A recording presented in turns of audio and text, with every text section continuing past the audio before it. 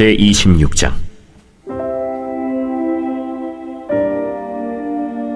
아브라함 때에 첫 흉년이 들었더니 그 땅에 또 흉년이 들매 이삭이 그랄로 가서 블레셋 왕 아비멜렉에게 이르렀더니 여호와께서 이삭에게 나타나 이르시되 애굽으로 내려가지 말고 내가 네게 지시하는 땅에 거주하라. 이 땅에 거류하면 내가 너와 함께 있어 네게 복을 주고 내가 이 모든 땅을 너와 네 자손에게 주리라.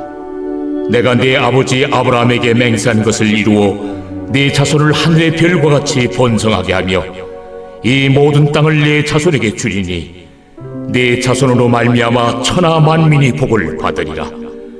이는 아브라함이 내 말을 순종하고 내 명령과 내 계명과 내 율례와 내 법도를 지켰음이라. 이삭이 그랄에 거주하였더니 그곳 사람들이 그의 아내에 대하여 물으매 그가 말하기를 그는 내 누이라. 리브가는 보기에 아리따움으로 그곳 백성이 리브가로 말미암아 자기를 죽일까 하여 그는 내 아내라 하기를 두려워함이었더라. 이삭이 거기 오래 거주하였더니 이삭이 그 아내 리브가를 껴안은 것을 블레셋 왕 아비멜렉이 창으로 내다본지라. 이에 아비멜렉이 이삭을 불러 그가 분명히 내 아내거늘 어찌 내 누이라 하였느냐. 내 생각에 그로 말미암아 내가 죽게 될까 두려워하였음이로라. 내가 어찌 우리에게 이렇게 행하였느냐. 백성 중 하나가 내 아내와 동침할 뻔하였도다. 내가 죄를 우리에게 입혔으리라. 아비멜렉이 이에 모든 백성에게 명하여 이르되 이 사람이나 그의 아내를 범하는 자는 죽이리라.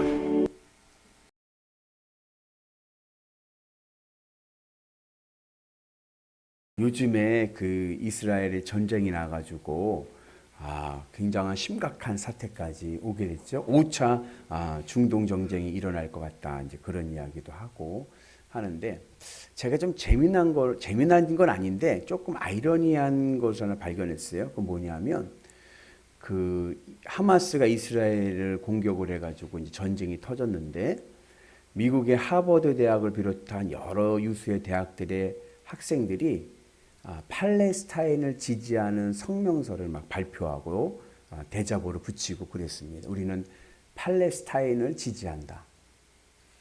그래가지고서는 그 여파가 오늘 뉴스 보니까 서울대학교, 연세대학교, 고려대학교, 시립대학교, 외대, 우리나라 유수에 있는 대학교들도 그런 것들을 이제 학생회에서 또 우리도 팔레스타인을 지지한다. 뭐 이런 이야기를 이제 또 발표하고 있더라고요. 그래서 재미난 건 뭐냐면 미국에서 이렇게 이제 뭐 미국의 하버드 대학을 비롯해서 유수의 대학들이 우리는 팔레스타인을 지지한다고 해가지고 개인 이름으로 낸 게 아니라 학생의 이름으로 낸 거예요. 그건 학생회들이 많잖아요. 동아리들도 많고 단과 대학들도 많고 그러니까 이게 학생의 이름으로 해서 밑에다 성명을 쫙 단 거예요. 뭐 예를 들자면 뭐 정치 외교학과 학생회, 그 다음에 뭐 풍물 동아리회, 뭐 이런 식으로 한 거예요. 미국의 월스트리트 그 금융 중심지 아닙니까? 거기에 있는 대기업들이 그 대학교의 동아리에 있는 블랙리스트를 뽑았습니다. 누구가 했는지를 확인한 거예요. 그리고 이 사람들은 뽑지 않는다. 그렇게 한 거예요. 로펌이나 월스트리트에 있는, 왜냐하면 미국의 대부분의 자본들이 유대인들이잖아요. 그러니까는 그래? 우리들은 너희들 취업 안 시키지. 안 뽑지. 팔레스타인을 지지하는데 우리가 어떻게 뽑아? 그래가지고 그 학생의 명단에 있는 명단들 다 리스트를 다 이제 뽑아가지고 블랙리스트를 쫙 올린 거예요. 그래가지고 그 일이 이제 딱 터지니까는 어떤 일이 생겼냐면은 그 학생에 소속된 학생들 중에 나는 반대한다. 나는 반대한다. 나는 거기에 설명 안 했다. 막 이런 일들이 또 생기는 거예요. 아니 그래서 제가 이게 양심과 정의로 자기네들은 팔레스타인을 지지한다고 했을 텐데 아니 그 취업 안 시켜준다고 해가지고 그렇게 또 변절하는 하룻밤새 변절하는 건 또 뭔가. 아마 우리나라도 뭐 서울대학교를 비롯해서 뭐 웬만한 유수의 대학들이 지금 막 그 발표하는데 아마 삼성이나 현대나 이런 데서 우리 그러면은 그런 리스트에 올린 사람들 뽑지 않는다 그러면은 어떨까 그런 생각을 하게 되었습니다. 예전인데 한 10년도 더 지난 일이에요. 서울에 어느 유명한 목사님이 우리나라 이름만 대면은 알만한 굵직한 대기업 임원하고 식사를 한번 하게 됐답니다. 식사를 하는데 그 임원이 그런 이야기를 하더래요. 목사님한테, 목사님, 사실 이거 비밀인데요. 우리 그룹은 면접할 때 서류를 보지 않습니까? 거기에 종교란에 기독교라고 쓰면은 마이너스 1점으로 시작합니다. 그러는 거예요. 면접에서 마이너스 1점 감점으로 시작된다는 거예요. 여러분 취업에서 0점 몇 점 소수점짜리로 떨어지는데 1점을 감점하면 큰 점수를 감점하는 겁니다. 그 왜 그러냐 그랬더니 기독교인들은 조직에 도움이 안 됩니다. 주일날 교회 가고 뭐 모임하면은 톡 빠지고 뭐 해야 된다 뭐 해야 된다 그러고 또 회식 가면은 또 술도 안 마시고 분위기 다 망치고 조직에 융화가 안 된다는 거예요. 기독교인들은. 그래서 웬만큼 실력이 아니면 뽑질 않는다는 거예요. 물론 지금은 그렇지 않겠죠. 지금은 이제 블라인드 면접하고 그러니까 그러는데 10여 년 전 일이에요. 우리나라 유명한 대기업에서 그런다는 거예요. 그러니 이제 그 목사님이 그 얘기를 이제 설교 시간에 하신 거예요.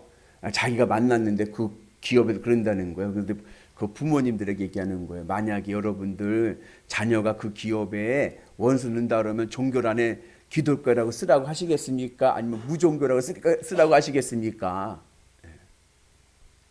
우리나라 대기업에 취업하는데 면접 마지막 단계에 왔습니다. 어떻게 하시겠습니까? 떨어져도 내 정체성을 드러내겠습니까? 아니면 주님 이번만 눈 감아주세요 하고서는 우선 붙고 보자 하시겠습니까?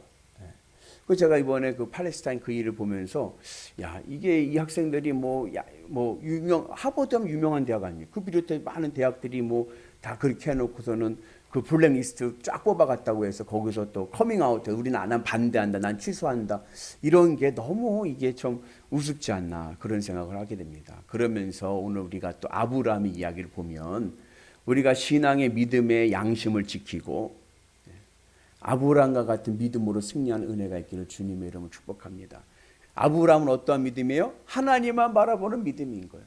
하나님 앞에서는 아깝지 않은 믿음. 마이너스 1점이 뭐냐? 마이너스 2점을 해도 나는 기독교라고 쓰리라. 아멘이십니까? 예. 그러한 은혜가 있기를 축복합니다. 근데 아브라함의 그 믿음이 어디에게 흘렀어요? 그 복이 아들에게 흘렀어요. 이삭에게 흘렀어요.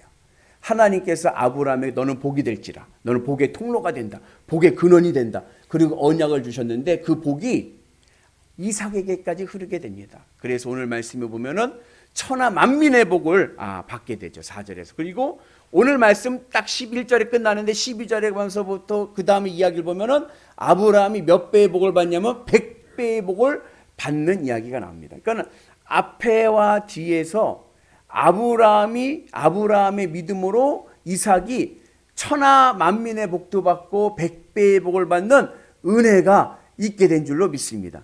그런데 그 사이에 무슨 이야기가 있냐면요. 부전, 자전이라고.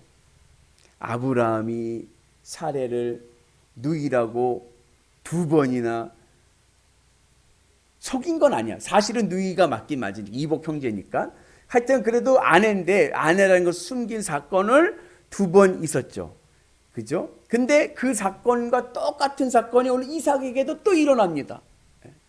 그래서 대부분의 분들은 아이고 이게 부전자전이라고 아버지가 바람을 피면 아들도 바람을 피고 아버지가 술주정뱅이면 아들도 술주정뱅이고 뭐 이렇게 얘기를 하는데 우리가 조금 관점을 달리해야 돼. 왜냐하면 아브라함은 믿음의 조상이고 우리에게 믿음이 무엇인지를 보여주기 때문에 이걸 믿음의 관점에서 봐야 됩니다. 아브라함의 부정적인 모습이 흐르고 있다는 얘기가 아니라 아브라함의 긍정적인 믿음이 이삭에게도 있었다는 겁니다. 그래서 오늘 이 사건은 아브라함의 믿음이 이삭의 믿음으로 연결되고 그리고 흐르고 있다는 것을 우리에게 보여주고 있습니다. 이 아브라함이 이삭의 아버지지 않습니까? 아브라함의 동생 나홀의 손주입니다. 리브가가. 그래서 이삭하고는 오촌 관계에 있습니다. 그런데 오늘 그 이삭이 이제 리브가가 아비멜렉에게 할 때 누이라고 이제 이야기를 하죠. 그러면서 나중에 들통이 났을 때 아비멜렉이 이야기합니다. 너 왜 그랬냐? 그랬더니 오늘 이삭이 뭐라고 그래요? 죽을까 두려워 그랬습니다. 죽을까 두려워. 죽음이 두려운 이유가 있어요. 오늘 이삭이 죽을까 두려워 그랬습니다. 여기에 이거를 신앙적인 관점에서 보면 아주 중요한 의미가 있습니다. 그건 뭐냐? 세상 사람들이 죽음을 두려워하는 이유가 있어요. 왜 두렵습니까? 다 두고 가기 때문에. 아까워서. 미련 때문에. 내가 어떻게 보낸 건데, 내가 어떻게 모은 재산인데, 그거 어떻게 해요? 다 놓고 가야 돼요. 그 유명한 말이 있죠. 사람이 죽으면 입는 옷이 뭐죠? 수의예요. 수의에 없는 게 하나 있어요. 수의가 사람 옷하고 똑같이 만들잖아요. 근데 수의에 없는 게 하나 있습니다. 그게 뭐죠? 주머니가 없습니다. 아, 단추도 없네요. 다 묶으니까. 다 두고 가는 거예요. 그래서 세상 사람들이 죽음을 두려워하는 이유는 다 두고 가야 되는 미련 때문에 그런 거예요. 아까워서 그런 거예요. 이거 어떻게 본 건데? 이거 다 놓고 가야 돼요. 여러분도 다 놓고 가지 마시고 다 쓰고 가시길 축복합니다. 아멘. 예, 맛있는 것도 사 드시고 나에게 좀 투자해. 아니 저한테 하는 얘기가 아니라 본인들에게 본인들에게 투자를 해서 이번 주말에는 좀 맛있는 것도 외식도 좀 하고, 예? 탕수육도 좀 먹어보고. 아, 탕수육이 더 흔한가? 저는 짜장면에 탕수육이 제일 맛있더라고요. 그죠? 예. 그때가 뭐 그런 거 있잖아요. 좀 맛있는 것도 좀 사드시고, 예. 옷도 좀 좋은 거 좀 입으시고 괜찮아요. 예. 예. 그래가지고서는 자기에게 투자해서 좋은, 나중에 100세 넘어가고 한 120세 정도 되면요, 고기 먹고 싶어도 못 먹을 수도 있어요. 소화가 잘 안 돼서. 그러니까 지금 많이 드십시오. 아멘이십니까? 예. 아멘? 예. 그래서 여러분 힘내시고. 그런데 믿는 자에게 죽음이 두려운 이유가 있어요. 믿는 자도 죽음이 두려워요. 왜요? 하나님의 뜻이 멈추기 때문에 그런 거예요. 나를 통해서 이루어지고 있는 하나님의 뜻이 스탑되기 때문에 두렵습니다. 한 시대 내가 주님 앞에 쓰임 받아야 되는데, 주님이 부르시면 주님의 이 맡기신 사명을 온전히 감당하지 못하고 가야 되는 것이 두려운 거예요. 주님의 뜻을 이루며 살아가야 될 내 인생이 그러지 못하고 여기서 멈추는 것이 두렵습니다. 오늘 우리의 두려움은 후자가 되기를 축복합니다. 믿는 자의 두려움이 있어서 여러분 건강하고 생명 있는 시간에 주님 앞에 충성하셔서 귀한 은혜의 열매를 맺는 백성들 되기를 주의 이름으로 축복합니다. 근데 중요한 것은 뭐냐? 아브라함 믿음이 이삭에게 흘렀다. 그래서 하나님께서 아브라함에게 줬던 복의 은혜를 이삭에게도 주셨다. 그래서 아버지의 믿음이 중요합니다. 부모의 믿음이 중요한 거예요. 그래서 오늘 말씀의 제목이 좋은 아버지인데, 우리가 좋은 믿음의 아버지 되기를 축복합니다. 아버지를 크게 세 유형으로 나눌 수 있어요. 그것은 첫 번째 뭐냐면 자녀를 사랑하는 아버지입니다. 두 번째는 자녀에게 무관심한 아버지입니다. 세 번째는 자녀에게 진정으로 도움을 주는 아버지입니다. 첫 번째 자녀를 사랑하는 아버지는 어떠한 아버지냐면은 자녀를 너무 사랑하는 거예요. 그래 너무 사랑하는데 누구의 입장에서? 본인의 입장에서, 아빠의 입장에서 자녀를 사랑하는 거예요. 그래가지고 자녀들이 인생을 살아봤잖아요. 그러니까는 인생이 만만치 않다는 것을 아니까 미리 쌓아두려고 해. 스펙을 쌓아주려고 해요. 그러면 아이들이 나 싫어, 날 싫어. 그러면 뭐라 그래요? 임마 이게 나 좋으라고 하는 거냐? 다 네 좋으라고 하는 거요. 하면서 잔말 말고 따라와. 학원도 보내고 모두 하고 막 그러는 거예요. 근데 사실은 자녀를 사랑해서가 아니라 대리만족을 하는 겁니다. 내가 하지 못했던 것, 내가 이루지 못했던 것을 얘를 통해서 보상을 받으려고 하는 거예요. 그러니까는 엄격한 말로 하면 자녀를 사랑하는 게 아니라 본인을 사랑해서 자녀를 이용하는 겁니다. 이러한 자녀 양육은 건강하지 못한 양육입니다. 믿음의 아버지로서는. 왜냐하면 이렇게 세상에서 자녀를 사랑한다고 하면서 대리만족으로 자녀를 양육할 때 세상적인 가치관으로 보기 때문에 그런 거예요. 스펙을 쌓아야 돼. 좋은 학교 나와야 되고 좋은 직장 나와야 되고 그런 어떤 세상적인 스펙을 쌓게 하려고 합니다. 그러다가 뭘 놓쳐요?